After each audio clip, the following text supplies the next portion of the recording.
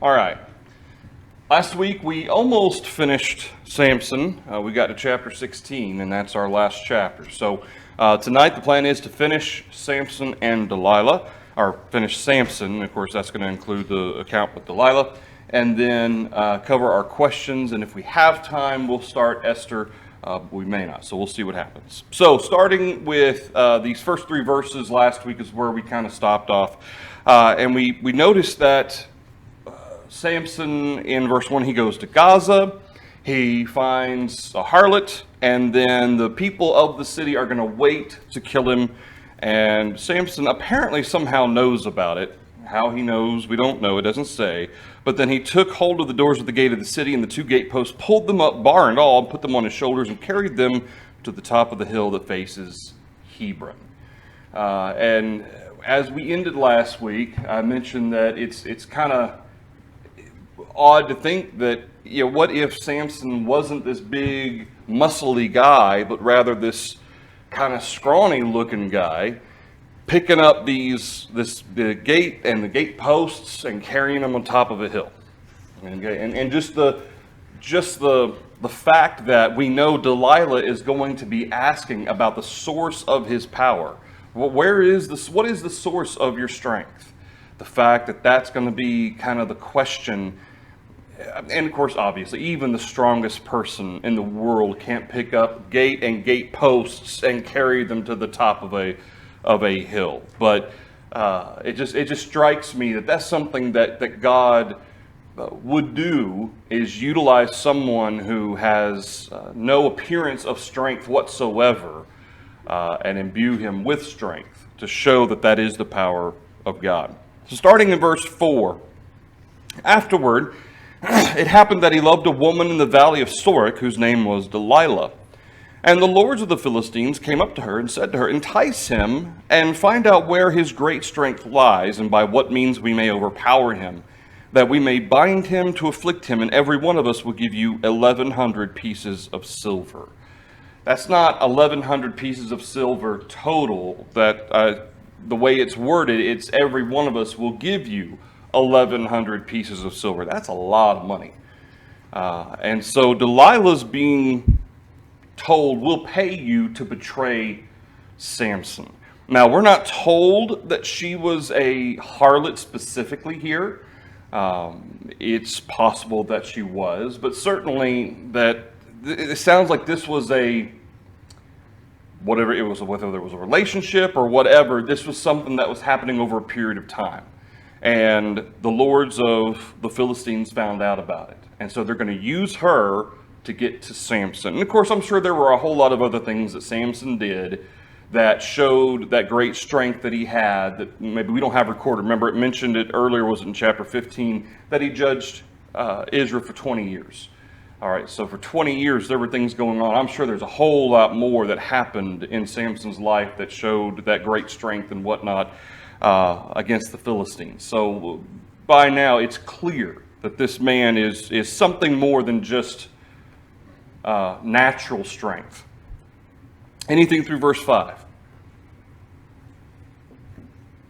Go on to verse 6. So Delilah said to Samson, "Please tell me where your great strength lies, and with what you may be bound to afflict you."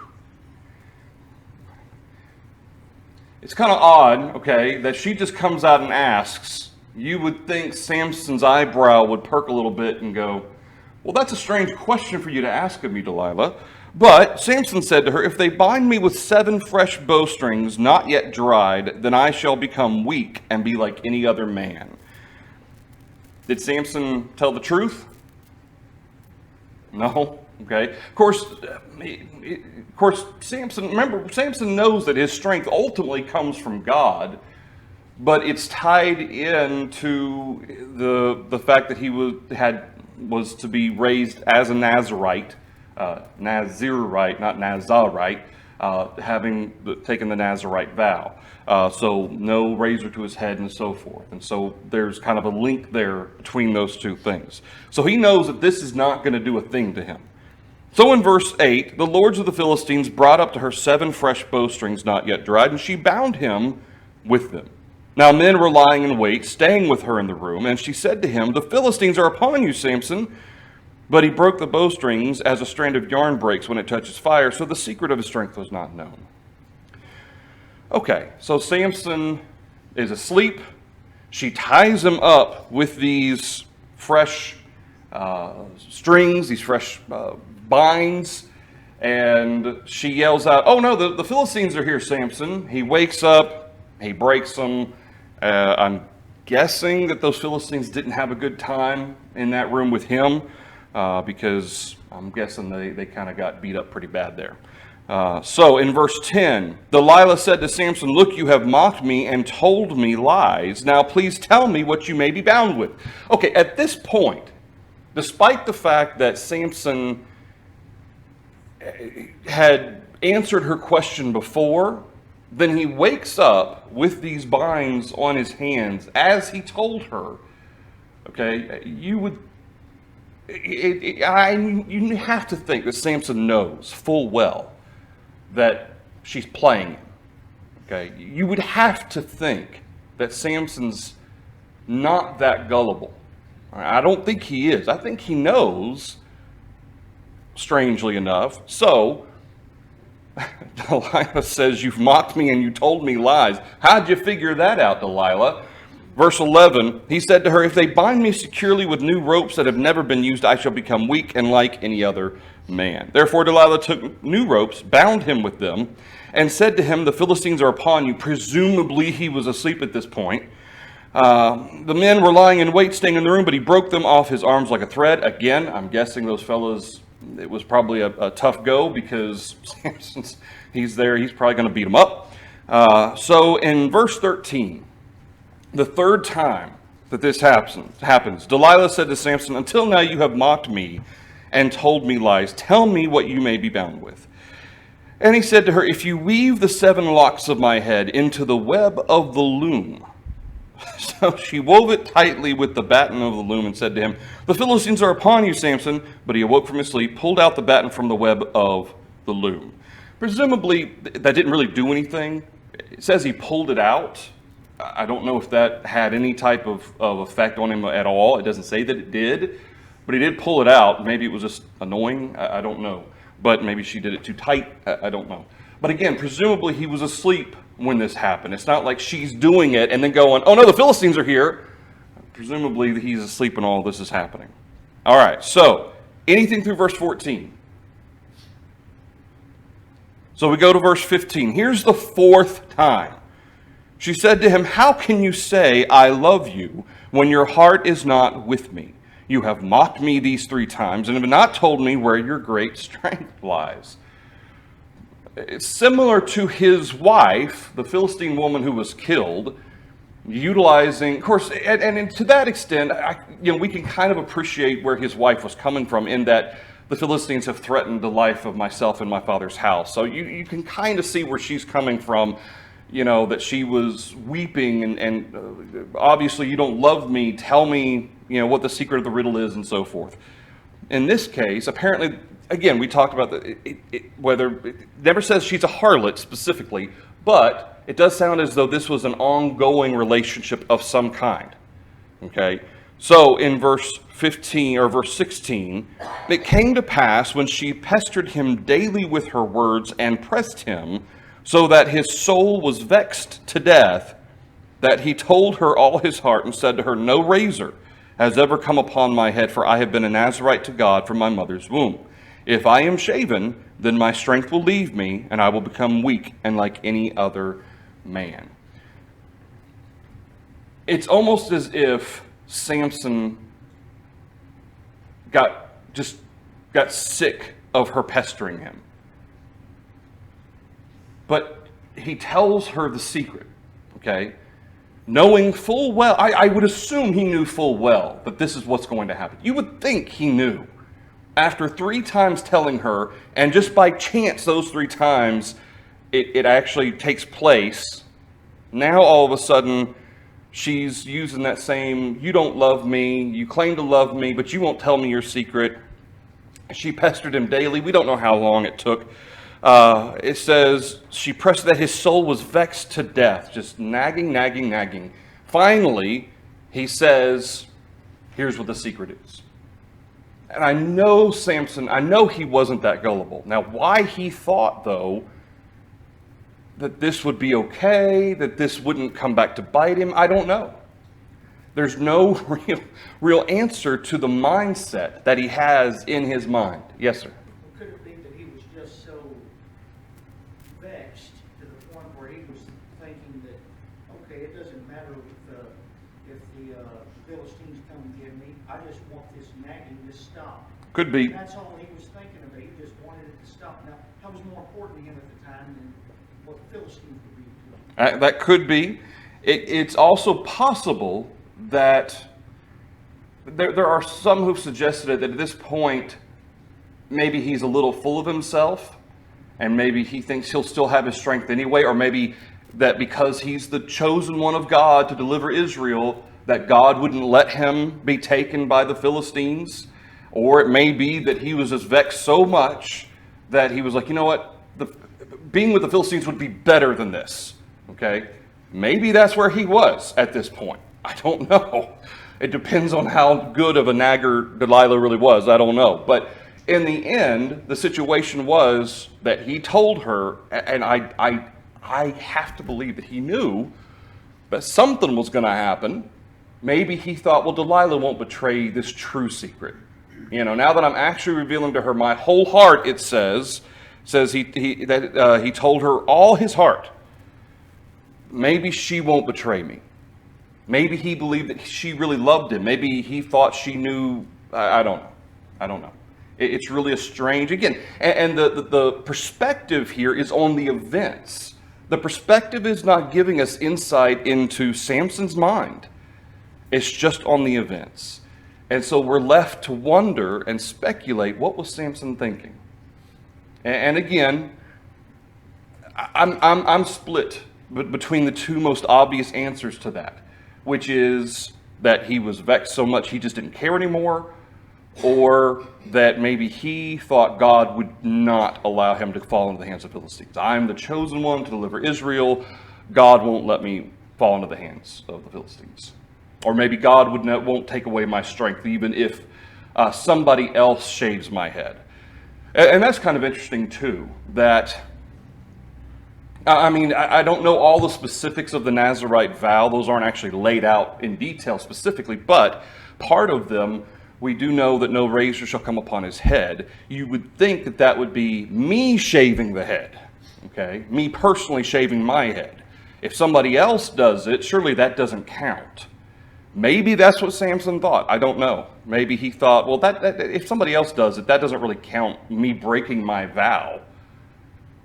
And technically, he didn't, but he told somebody else how to affect him. And Samson seemed to believe that this is what would do it. This would take away his strength. So it's really a strange situation. Thoughts or comments through verse 17? I mean, he says, if I am shaven, my strength will leave me. So it seems like he's convinced that this will do it. So it's just weird. Yes, sir. He's had this strange relationship with the Philistines all along, kind of the tit for tat. First they used, as you said, threat of violence to the first lady, now a positive monetary means, but the back and forth of Samson and them, you know, kind of the one-upsmanship every time he gets his revenge and all this. It doesn't say here, I want, you know, he's, for these first three times, he's mocking the enemy. You know, as he's telling them these lies. This will do it. No, that's nothing. This will do it. You know, so it makes me wonder, is there some sense that he, being aware of his role, to, if God's going to use him in some way, I don't think he knew exactly how, but to use him against the Philistines, he just stays in there engaged with them. Yeah. You know, could be. It could be. Making peace with them. Yeah. Certainly. Yeah. And it's to the end that it's going to lead to. Yeah. Yeah. It's really a strange situation, and it may be that this is just kind of Samson's character, that this is the way he plays with people. I know he knew that Delilah was going to tell him. I know he knew it. And yet he still did it, and he faced the consequence. Ben first. Could it be this is also a consequence of violating God's command, not to marry or be with women of a different nation, because they would have an influence a bad influence on them. Sure. And bad judgment. He obviously made a very poor judgment, not just by, being with her, and it would ultimately lead to what's going to be in the next verses if he had his eyes Right. being captured. The same thing happened with Solomon. Yep. Yep. When he sinned, when he married each one, they turned his heart away from what was right. Yeah. Yeah, that's true. That's true. And of course, God knows Samson's mind. He knows his ways in which Samson makes decisions. Of course, God's going to, let Samson make his decision. We're never told that God told Samson to do these things. And certainly I don't believe that God would ever tell Samson to go to a harlot, which he did earlier in chapter 16. So it fits his character, his mind, and God's going to use what comes as a means to bring judgment on the Philistines. Ben? Makes me think of the woman who went to the ruler, was told no, and then she kept coming back and was worried, and now Yeah. he finally said, yes, I'll give it Finally, I'll bother me. Yeah, that's true. That's a good point. Yeah, after a while it gets, and again, we're not told how many days. It says it came to pass she pestered him daily. If you were pestered daily for 30 days, okay, maybe not just a week. Maybe, with his wife it was a week. It was 7 days. In this situation, what if it was a month or 2 months? I mean, every day hearing this, maybe eventually it was just, it's not worth it anymore. I'll take my chances with the Philistines. I can't handle this anymore. It could be. That could be it. All right. So, going on to verse 18. When Delilah saw that he had told her all his heart, she sent and called for the lords of the Philistines, saying, come up once more, for he has told me all his heart. So the lords of the Philistines came up to her and brought the money in their hand. Then she lulled him to sleep on her knees and called for a man and had him shave off the 7 locks of his head. Okay, so again, this specifically mentions the fact that she lulled him to sleep. All right, in at least 2 of the other 3 instances, it doesn't specifically say he was asleep, but you would assume that he was. It also mentions the 7 locks of his head. What does that mean, the 7 locks of his head? What do you think is being referred to there? Okay, 7 is kind of a completion sense of number, and I tend to think that that's what's being referred to, that it's the complete, all of his head. Some have suggested this is type of kind of like maybe 7 braided, all of his hair was in 7 braids, or we would call them dreadlocks or whatnot. I guess that could be, but 7 has kind of a sense of a completion. And so this full sense of all of his hair certainly would be, that's definitely there. Whether or not they were segmented into 7 parts, it's hard to say. Then she doesn't shave his head. And I think that's odd. I think that's interesting that she doesn't do it. She could easily, he's right there. She could easily have shaved his head. She called for somebody else to do it. Maybe she's keeping him asleep, patting him on the back, whatever, to keep him asleep. I don't know. How Samson didn't wake up while somebody's shaving your head. Okay? At Florida College, there were times where you put, shaving cream in somebody's head and they wouldn't wake up. You might do little tricks like that, but shaving somebody's head, that's really, really difficult. He must have been in a really deep sleep for it to get, and again, I'm assuming when it says shaving that it means to the skin. Okay, that's my assumption. It's possible that it didn't need to be that short for it to count as being shaved. I don't know. Maybe somebody brought some shears or scissors or whatnot and cut it real close. Now, I could see maybe doing that and him being asleep. But actually a razor on the head, that's just real deep sleep to be able to do that. So, in verse 19. Now, does Delilah love Samson at all? No. Okay, it is obvious Delilah does not love Samson.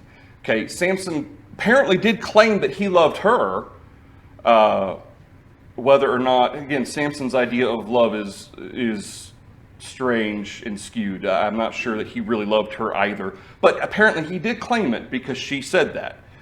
But in verse 19, he says, then she began to torment him, and his strength left him. What that means in terms of torment, did she begin to mock him? Presumably to wake him up. But she said, the Philistines are upon you, Samson. So he awoke from his sleep and said, I will go out as before at other times and shake myself free. But he did not know the Lord had departed from him. I don't get it. I don't understand how, verse 20, his thought process can be what it is. When he told Delilah, here's the secret of my strength, you had to know full well that she was going to do that. And so this is where a lot of these that are saying that maybe he was a little full of himself, that maybe this was, and there does seem to be a little bit of credence to that he thinks he's going to wake up as he did before and shake myself free. I don't know if he thought he was in bonds or what. Maybe he thought she didn't take it seriously. I don't know. But he thought that he was going to get up and he was going to defend himself. That didn't happen. Okay. So on the one hand, you can see the argument that he truly was gullible, that he didn't think Delilah would truly reveal his secret, maybe. On the other hand, you can see why some people think maybe he was full of himself. He didn't think even with a shaved head, even though he says that my strength will leave me, verse 17, I will become weak. Maybe he thought that's only if he did it. And that's very possible. But it's also entirely possible, given the type of character that Samson has, that he really did think that it doesn't matter if somebody shaves my head, God's going to be with me, and it won't matter. I'm the chosen one, and maybe he kind of got a little full of himself because he thought he was gonna wreck some Philistines, and that didn't happen. Thoughts through verse 20. If he truly slept through it, somebody yells and wakes you up, he may not have awareness that he's gone yet. Yep. Or his first sentence out of his mouth. Right. Yeah. It's still a strange setting. It is. It's very odd that that's the type of situation that Samson found himself, and he was surprised at it. Yes, sir. Why do you think Samson would have stayed with Delilah in the first place? Why would he do that? I don't know. Maybe he really did love her. Or maybe it was more lust than love. And we see how Samson tended to be more of a womanizer. Okay, because this isn't the first time. We've got the harlot earlier. We had this woman who, there was no relationship there. She was pretty, and so he said, go get her for me, of the Philistines. There was no real... And if I had to take a guess, I don't think he loved Delilah. I think she was there. Maybe she was a distraction, whatever. But Samson, whether he trusted Delilah, there's no way he could trust her at this point. Surely not. Surely he couldn't trust her. But maybe he thought that I bore my soul to her, that she won't reveal that. Again, there are some people who are convinced he was gullible. I just because of the pattern that Samson shows, I lean a little bit towards the fact that maybe he thought, I'm the chosen one, God won't let this happen. Maybe there was a connection to, it's only if I shave my head, not if somebody else shaves my head. That's the only thing I can think of. That fits everything. But it's hard to say. It's hard to say. And it really is an odd, as Nolan said, it's an odd setting. It's hard to put ourselves in the mind of Samson to wonder what was going through his head through this. And again, maybe he thought, well, all this is going to lead to judgment on the Philistines. Maybe this is God's ultimate goal, is he's going to use me to get the lords of the Philistines out in the open so I can kill them all. But that still was thinking that shaving his head wouldn't make any difference. Someone else shaving his head wouldn't make any difference. Don't know. He did not know, again, as Nolan mentioned, and you first wake up, you're kind of, and especially if he was sleeping that deep, then maybe he really was kind of discombobulated, a little bit disoriented, but it's like, okay, I'm going to fight somebody, and his strength had left him. Again, and this is just another tidbit to this. If he was this big Arnold Schwarzenegger type physical specimen, it shouldn't, I mean, he should still be able to put up a fight. Okay? I certainly wouldn't want to be in an enclosed room with Arnold Schwarzenegger in his prime trying to capture him. Okay? Even with his hair shaved. That's a dangerous dude. But what if he was scrawny? What if he had virtually no strength of his own? And again, it's just one of those little tidbits that makes you wonder that maybe he was really nothing in terms of physical strength or even a physical specimen at all without his strength from God. Anything else through verse 20? Because it doesn't even say there was a fight. I mean, again, there may have been, but it doesn't even say there was a fight. Verse 21, the Philistines took him, they put out his eyes, and brought him down to Gaza. Why is Gaza important?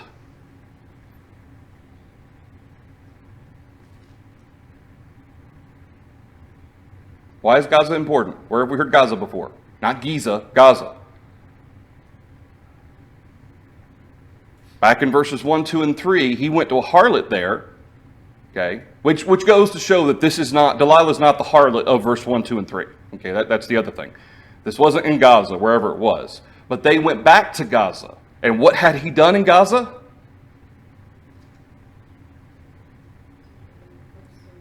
He picked up the gate posts and the gate, and he carried them and set them on a hill as if to mock the Philistines. Okay? And so it's interesting that we're kind of coming full circle here in chapter 16 with, okay, we're taking you back to Gaza, and now we're going to parade you around. Okay, you took our gate and set it up on a hill for everybody to see, as if we are completely powerless against you. So now we're going to take you back to Gaza, and we're going to show our might.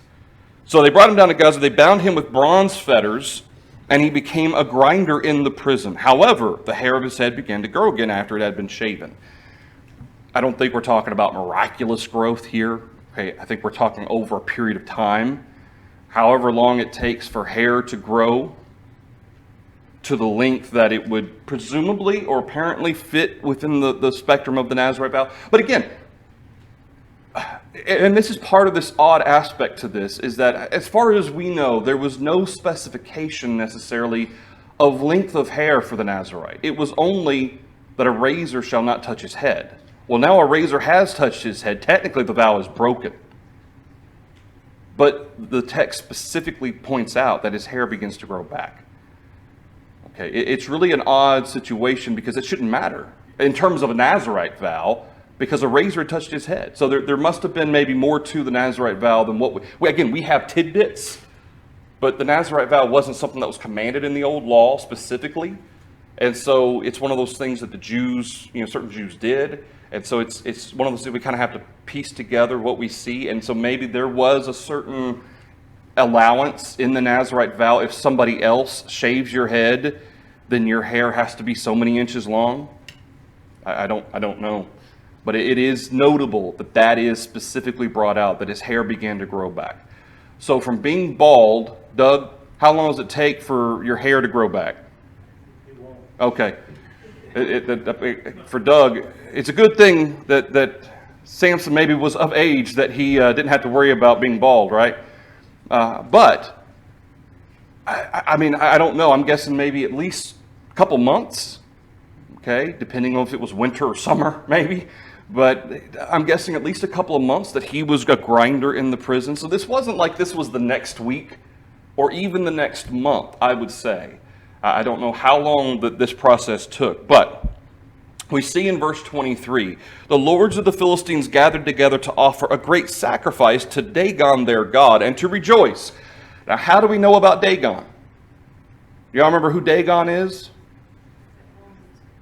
Yeah, he's the one where the Ark of the Covenant was taken and it was placed in Dagon's temple before the god of Dagon. And every morning the Philistines would come into the temple of Dagon, and different parts of Dagon would be on the floor. And at one point, I think his whole head was cut off and was bowing before the Ark of the Covenant.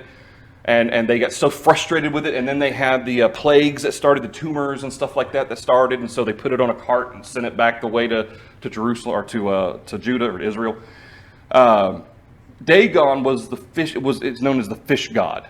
Okay, and there's actually there's several. You can Google it, but it's a funky looking little fish man dude god thing. And this is Dagon. That's Dagon. Okay, so they are offering this great feast, this great sacrifice to Dagon. They're rejoicing, and notice what they're saying. Our God has delivered into our hands Samson, our enemy. Dagon has done this. Dagon has delivered us Samson. When the people saw him, they praised their God, for they said, our God has delivered into our hands our enemy, the destroyer of our land, and the one who multiplied our dead. Yeah, he did.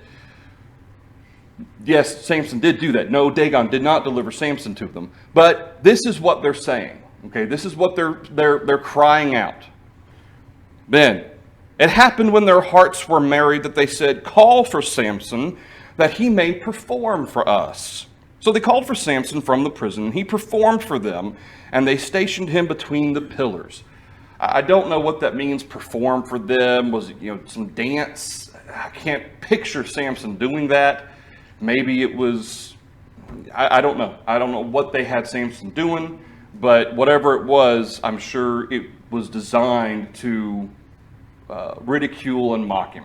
That's what it was all about.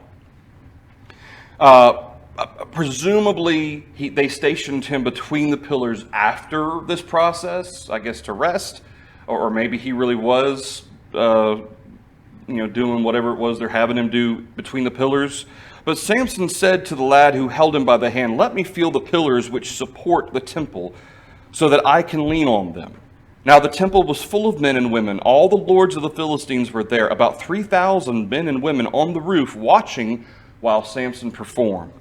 Then Samson called to the Lord, saying, O Lord God, remember me, I pray. Strengthen me, I pray, just this once, O God, that I may with one blow take vengeance on the Philistines for my 2 eyes. Now,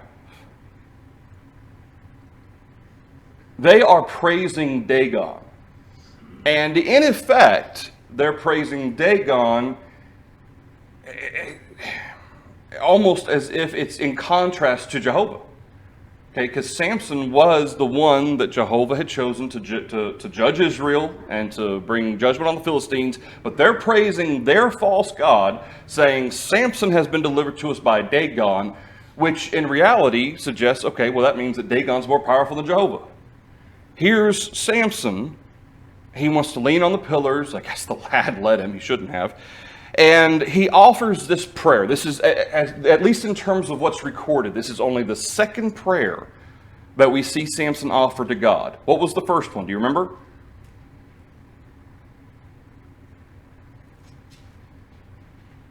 What was the first prayer we see Samson offer to God? That we know about. The water. Okay, yeah, after he had killed 1,000 Philistines with the jaw of a donkey, and then he's literally thirsting to death. And he calls out to God, you've given me this great deliverance, or you've given Israel this great deliverance by the hand of your servant. Will you now allow me to die of thirst? And so God he allows water to start coming out. And so it says that Samson restored his strength. Okay, so that was the first one that we know about. And again, I'm not saying that these are the only 2 times he prayed. That's over the course of at least 20 years. There had to have been more times than that. But at least the 2 times we have recorded. This is the second. And he says, O Lord God, remember me. Again, does the fact that his hair has started to grow back mean anything at all? I don't know. He could have still been bald. In fact, if I had been the Philistines, I'd have made sure he was shaved every day. Okay? But regardless, could God have given him his strength back that one moment, even without his hair being on his head?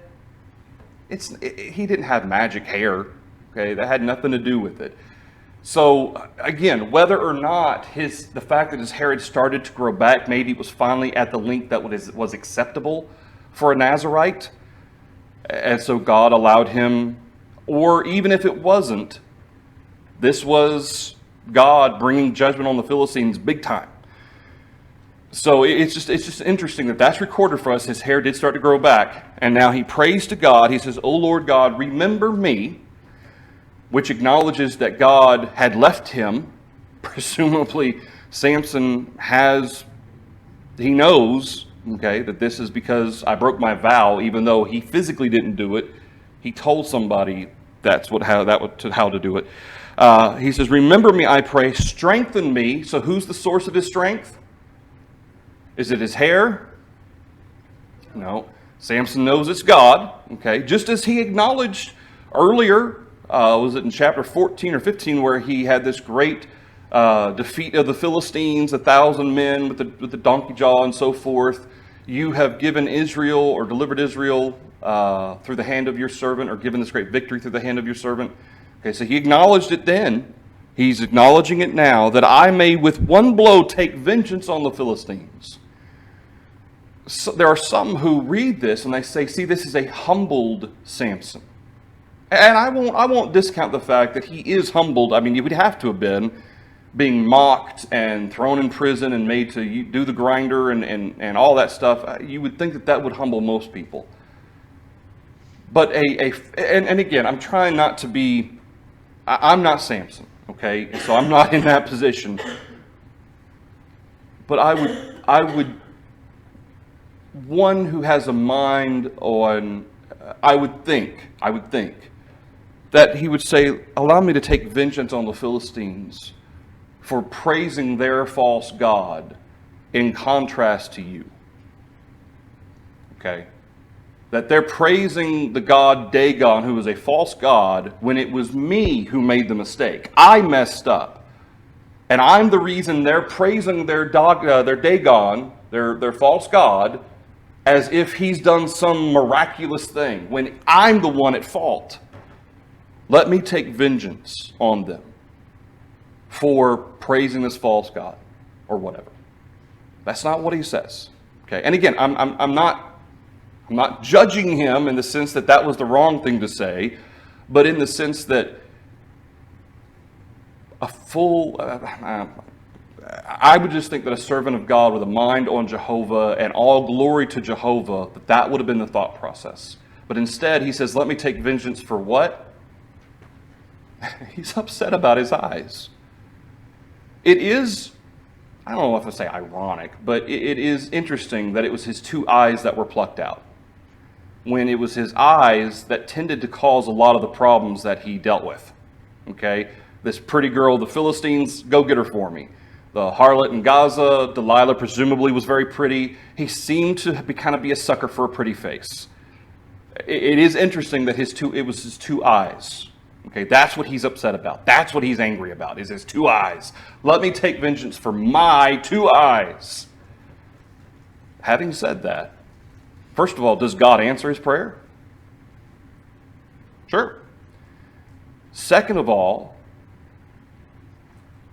is this a means by which God brings judgment, I say ultimate judgment, but kind of the final judgment on the Philistines through Samson? Yeah, it is. Yes, sir. Well, he made this prayer, I think he made it private, correct? Yeah, it sounds like it. But when the temple gave way and it killed, 3,000 people, I don't think God isn't looking at it through Samson's request personally, but how's it going to look to all of the people around? Is it going to be, if it was a private prayer, they're going to know that this false god is not, it's not responsible. They're not responsible for the temple. If they're going to know that God did this, yeah, God did this. Yeah. If it was something he was saying out loud, for sure. Yeah. All right. We'll stop there. I had intended to finish up Samson. We will finish up Samson next Wednesday night. We will. And then we'll move on to Esther and Mordecai. Thank you, everybody, for the thoughts and comments.